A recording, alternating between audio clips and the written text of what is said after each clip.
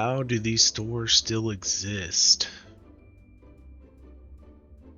Interesting. Wonder what's gonna be on here.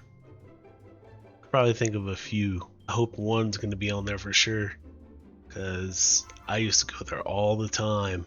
Oh my gosh, look at that big old freaking basket, dude. Holy smokes, man. Huge basket, man. Of course, it's Walmart. Look at that. America has a complicated relationship with consumerism and capitalism. Like, we built entire... You see that guy? How is he doing that? Where's it at? Where's it at? Look at this guy. There's no way. There's no way that guy's balancing that for real. Look at all them people around him too. And it's Black Friday. There ain't no way. No way he's got that. That's gotta be AI, fake. How you balancing that like that? There's no way. No way you're balancing that with all those people around, especially on a Black Friday, man. People go crazy on Black Friday. With consumerism and capitalism. Like, we've built entire cities around shopping malls. We put Bed Bath & Beyond coupons in a kitchen drawer and never touched them for 6 years. We let Spirit Halloween squat inside dead storefronts for 2 months. Why do we even subject ourselves to walking into some of the worst stores of all time? I genuinely don't understand how some of these places are still open. Not in like a deep philosophical way, just like, who's still going? Who's looked at Five Below and thought, yeah, this is great. Who's keeping Party City alive? I need to know. So today we're going through the worst stores to shop at. We're not just gonna be like talking about the vibes, but actually bad, like overpriced, misleading, structurally confusing, or straight up unpleasant to exist inside of for more than 4 minutes. Starting off, we've got Five Below. We're starting here because I feel personally wronged by this store and I've been sitting on it. Their entire pitch, the only reason this place exists is in the name. Things cost $5 or below. That's the deal. You walk in expecting this cheap stuff and you walk out with cheap stuff. Very simple agreement between a store and a customer. Except at some point they added a section called Five Beyond, which is not $5. It's 10, 15, sometimes 20, and it's... Yeah. Get all that, dude. I hate when they do that, man. 5 or below. Shoot, I used to go to the dollar store, Dollar Tree, everything's a dollar, right? Shoot, wrong, dude. I remember I went one time and I got a whole bunch of things and thought it, everything was a dollar. That's how it used to be. Every single thing was a dollar. And then I pulled up one day with a whole bunch of stuff and they started ringing it up. That stuff was not a dollar. That stuff was not a dollar, man. And it was a rough time at that time. So, yup. There was a lot of stuff. I was like, nah. Go ahead and put that one back. Not like in a different part of the store or color coded. It just kind of sits between the same shelves next to the $3 slime kits and the off-brand earbuds. A small sign that says Beyond, like that explains anything. So I bought a Bluetooth speaker thinking that it was $5. It was 14. I felt like an idiot at the register. The cashier didn't say anything. I didn't say anything. I just paid it and left. And that's on me for not checking the tag. I just hate it so much. The stuff that is actually $5 is a real gamble. Sometimes you'll get something that's decent and you feel great about it. Like I bought like a phone stand one time and I still have it. It's totally fine. But I also bought a charger cable that stopped working before I got home. It did not survive the car ride. Didn't even make it to my house. Those charger cables are trash, man. They are so trash. I've done that before. Even the ones at gas stations or, the ones on the little, what are they? At the little checkout lines, the little ones they got there that are cheap. There's times where I plug them in and they don't even work. Right out the package, they don't work. Just a waste of money, dude. Stores also always have at least one section that looks like it got hit by a tornado. It's always the half-empty shelves and you have the products in the wrong bins. One shoe on the floor that... That's the little discount aisle. I know people, they get crazy with that stuff. Man, my wife's the worst too. She's one of those people where if it's a sale, it could be a sale, discount, whatever, and she says, well, it's on sale, and ends up spending more than what she would have if it wasn't on sale. Like, what's the point of the sale if you're gonna spend more?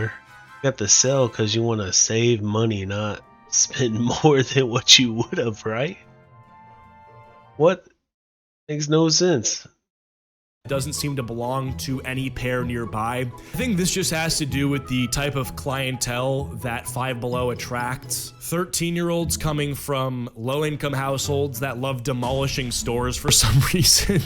Forget China. I'm pretty sure Five Below is where COVID started. Like, it was probably some toddler chewing on some random thing, and they got like a weird sickness from it, and it spread across the country. So I don't hate this store, but I don't fully trust it either. Moving on, we've got GameStop. Now, There it is. GameStop has been dying for something like 8 years, and it refuses to actually die, which is kind of impressive in a depressing way.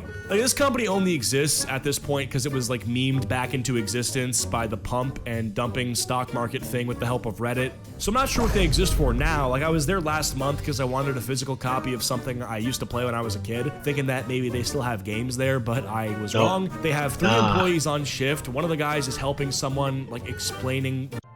The last time I went into a GameStop, dude, I was trying to, I don't know if I was trying to get a game or what I was doing.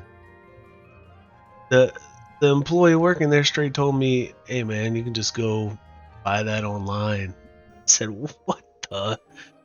what, dude? He straight told me that, man. Like, he didn't want to sell me it. I don't even know what they do there, man. I go there and it just seems like go over there to stand and get paid. Everything's all online now, unless you have like an older like console or something, you know, where you have to get a physical copy, but you're gonna get charged way more than what it's actually worth. Come on. And like I've been to a couple like retro stores where they sell like old consoles and whatnot. The prices on those are way higher now than what they've ever been. I don't understand. I tried getting the old what was a Super Nintendo or something one time, dude, and they were charging like it was a new console. I wasn't for that. No. They got some insane prices on all that stuff now.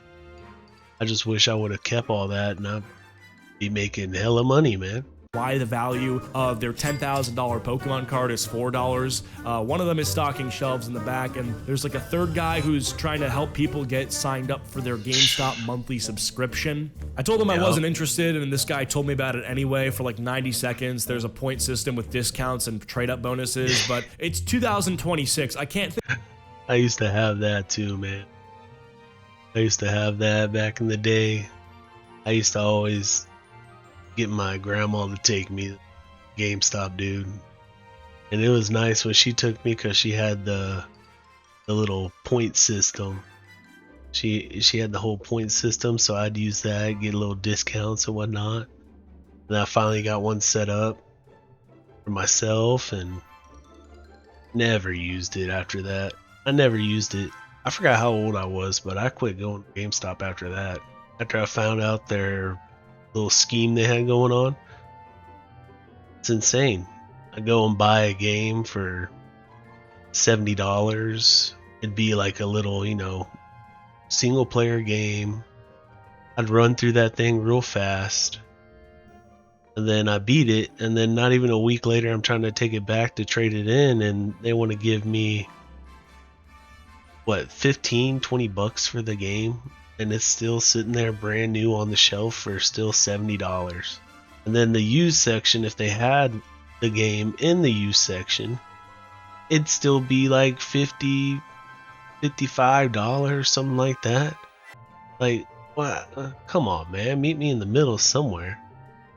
How you gonna scam me like that. That's like pawn shop tactics there, bro.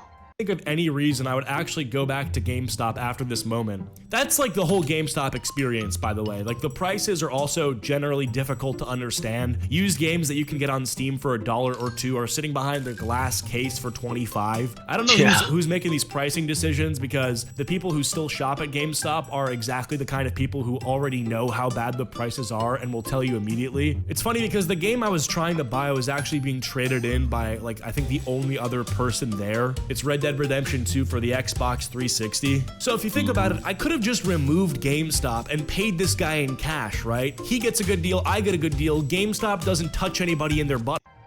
I did that one time. I did that. I went in there and I was trying to get a game, and the other person in there, they're trading in that same one, and we did a whole transaction ourselves right there at the checkout counter, dude. Oh, it was great. The employee didn't know what to do. He was like, "What?" I was like, "Hell yeah." Got me a good deal there. But yeah, I mean, I think anyone that's going to GameStop, man, that's not buying like collectibles or something, like actually going for games, is just going for the convenience, I think. I mean, if you have anything that's like newer, I don't see a reason why you're gonna go to GameStop for your games. All of it's online. There's no reason to go there unless it's like an older console that you have to have a physical copy of, or you're trying to buy an older console. But at that point, it's like, why go there when you can just do it online anyways for a cheaper price? I mean, it's kind of crazy, but online has changed a lot of things. Except that's exactly what they did. Now, it would have been weird for me to like stop the guy in the middle of his transaction and say, hey, like, can I buy that off you? Because I just feel like we'd get in trouble or something. I don't know, trespass from GameStop, which is not even a bad thing, but you don't want the cops involved. But yeah, this guy got like, what, 10 or 20 bucks for the game that I ended up paying 34 or 25 for. I don't know. It was ridiculous. I pretty much watched them pocket money for doing nothing. And it's not even like the poor employees that are getting paid minimum wage get a cut of this. It's all going back to the corporate overlords. But honestly, the pivot to them selling like Funko Pops and Pokemon cards says a lot. Like, they really know they're not a game store anymore. They're just kind of a hobby shop that's used to sell games, which is fine. But I guess it's just sad to watch what happens over the course of several years in real time. Like, I'm sure if you've had a GameStop in your hometown, it probably closed up and like something came in place of it, which is very sad, because I will be honest with you guys, I feel like GameStop could have and should have been a spot for nerds to meet. Kind of like Starbucks for Steam users, but yeah, I don't know. The money wasn't there. Sad. Moving on. There was a few GameStops I've been to that were like that. It was like a hangout spot. Like the one I used to live by, one of my friends worked there for a while, and I mean, I never really did too much, but a lot of his other friends would go and they would hang out there while he was working his shift. They'd just be chilling.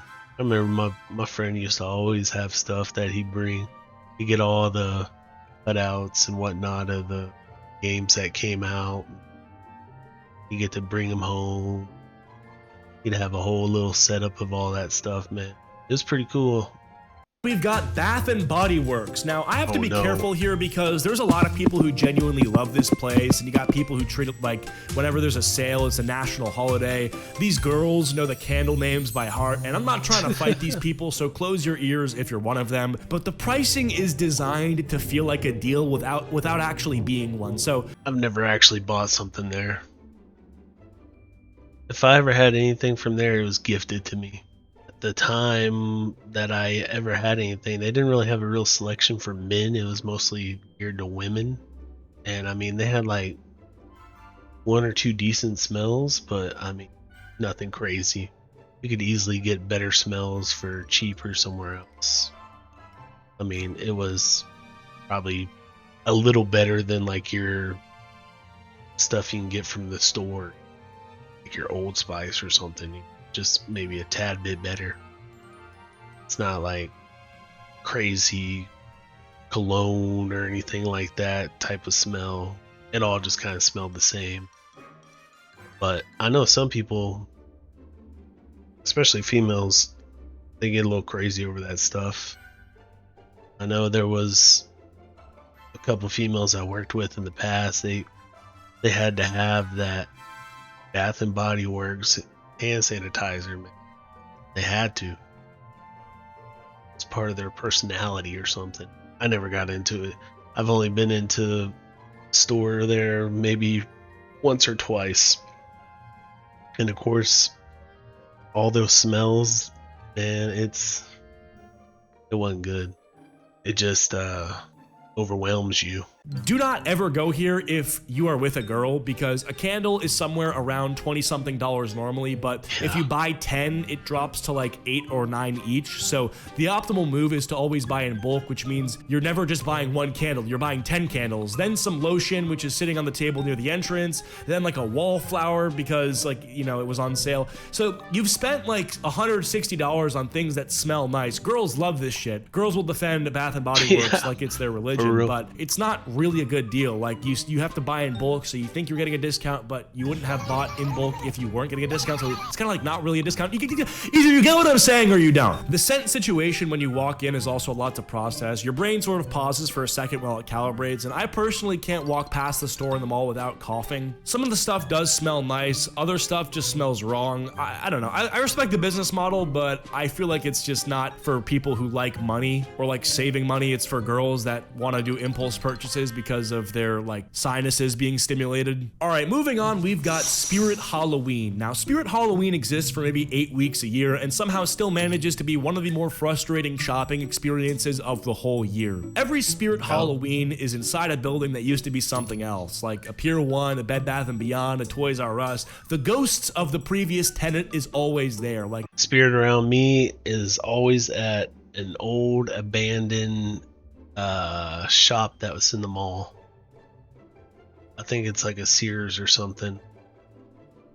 It used to be a Sears, and every other month of the year it is nothing, just abandoned. 1 month out of the year, 2 months out of the year, Spirit Halloween. And sometimes they kind of jump all over the place. Sometimes they'll be there, sometimes they'll be somewhere else, like at a different store that closed down or went out of business. And most of the time I've been seeing it at that one store. The old shelving units that don't quite fit the new inventory or the layout that made sense for a furniture store, but not for a Halloween pop-up. That like faint lingering smell of whatever used to live there. The costumes are way more expensive than they look. Like, why am I buying a $90 Halloween costume that is a thin piece of fabric? I could just throw on a little white bed sheet over my head and try to be a ghost, call it at that point. The times I've been there, those costumes seem so cheap, dude. Every costume that I've gone and seen seems like they've been ripped open before and sealed back together with like tape. Like someone bought it and returned it, and they're trying to resell it. Or they could have, went and tried it on. No telling how many people tried that thing on and then shoved it back in the bag, and you can always tell. It's just, I don't think I've ever seen a nicely sealed package of a costume there. But they do have some great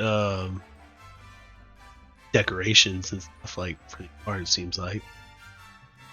I've seen some pretty cool stuff there, but that's about it. As far as the costume wise, it just seems cheap.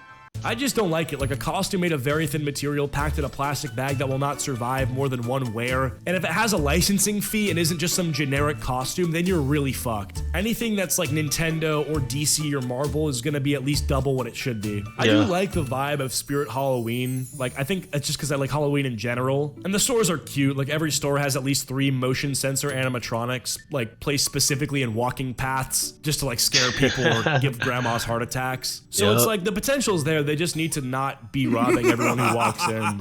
It's weird because people have been saying like every year that Spirit Halloween is gonna collapse, but every year it comes back. Like, it's surviving the retail apocalypse by squatting inside dead storefronts for 8 weeks and then vanishing. Like, yeah, I don't understand that. Like, how are they make that much in just that little period that they're in there for, like a month or two? I don't see them any other time of the year. I don't know if there's like another sister business to them or something or what, but I don't know how they're still going. But my kids love to go for some reason. Makes sense. I guess I get it. Like, if you show up even close to Halloween, there's nothing left in that store. Like, people really do clean them out. Like, the logistics involved in the store are pretty impressive. This store is honestly not that bad, just lower their prices. This next one is just Spirit Halloween, but 10 times worse, and I'm pretty sure most of these have gone out of business by now, but we're talking about Party City. This one has all of the inflated costs that Spirit Halloween has, but without any of the pizzazz. I cannot remember a single time I left feeling like something went smoothly. Like, something's always off. Like, I don't understand how anyone can spend more than $20 a year at Party City. It does not make sense. Everything that it makes sense for Party City to sell, Spirit Halloween does better. And then for the rest of the stuff they sell, there's always some other store that does it better, like napkins or balloons or whatever. These are all things you can get at like a general convenience store or like a Target. And Party City knows this. Like, they've been— Yeah, Party City. I used to go to Party City back in the day a lot. That was before I think they had like Spirit though. So Party City was like the place to go. And that was before like all the online boom and whatnot. But back then they used to have a lot of cool stuff. I mean, from what I mean, of course, they didn't really have too many other options, but it was pretty cool. The one we had where I was at, they had a whole on the back. You go back there and you have all your masks. They had a whole wall of like masks, and it was cool, dude. They had some pretty cool masks back there. And then of course they had all your little props and whatnot that you with your costumes. But yeah, I know everything else in there, like your party decorations and whatnot. I've gone there a couple times, spouse, and we've gotten party decorations, but that stuff is so overpriced, man. We could have easily went to, Walmart or something like that and got them for cheaper, even like the dollar store. Which, I mean, I think we only went there like maybe for 1 year for a party for decorations, and we never gone back, dude. In closing locations, there was a bankruptcy filing at some point, I think. The whole trajectory is just sad and also incredibly predictable, and I don't know why they haven't figured out a way to actually compete. Like, maybe they should start a subscription service and start selling Pokemon cards like GameStop. Listen, I still shop at some of these places occasionally, but a lot of these stores are just dying, and it's sad to see. It's like a wilted flower. I guess just retail is in a generally rough place right now. Like, half these stores feel like they're running on pure inertia. No one's really made a decision about the direction of these stores in years, and they're just open today because they were open yesterday. But yeah, if you think a store should be next on the list, drop it below. I'm curious what you guys have got. Follow me on Spotify. Those stores, they've been around for a while, man, and some of them are kind of questionable about why they're open still. I know people do go; they love that stuff, the convenience of just going in and getting what you need at that moment. Maybe, like I said, everything you can get online, cheaper. I mean, you do have to wait, but I mean, you'll get a better deal, save you some money, and could even be better quality depending where you get it from. The internet's just taking over everything. I don't know what to say other than that.